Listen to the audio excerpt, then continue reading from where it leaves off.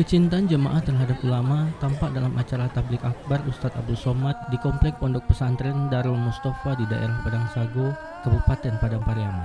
Sebelum acara dimulai, ribuan jemaah yang berasal dari berbagai daerah di Padang Pariaman sudah memadati komplek pondok pesantren tersebut. Kedatangan Ustadz Abdul Somad yang dikenal dengan sebutan UAS ini disambut meriah.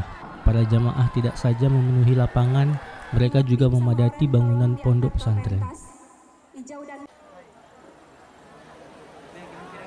UAS dalam tablik akbarnya mengajak masyarakat untuk peduli terhadap pendidikan anak, karena anak-anak itu nantinya yang akan menjadi generasi penerus bangsa. Makanya ia mengajak masyarakat untuk memasukkan anak-anaknya ke pondok pesantren atau rumah tahfiz. Dari tidur panjang, malaikat, Allahumma timun fiqan khalaq. Sementara itu panitia pelaksana Jo Aprinanda bersyukur UAS bisa hadir dan memberikan tablik akbar di daerah tersebut, karena masyarakat setempat sangat merindukan kehadirannya.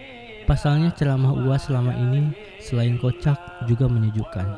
Depannya masyarakat Kecamatan Padang Sago bisa menjadi penghafal Al-Quran untuk regenerasi ke depannya.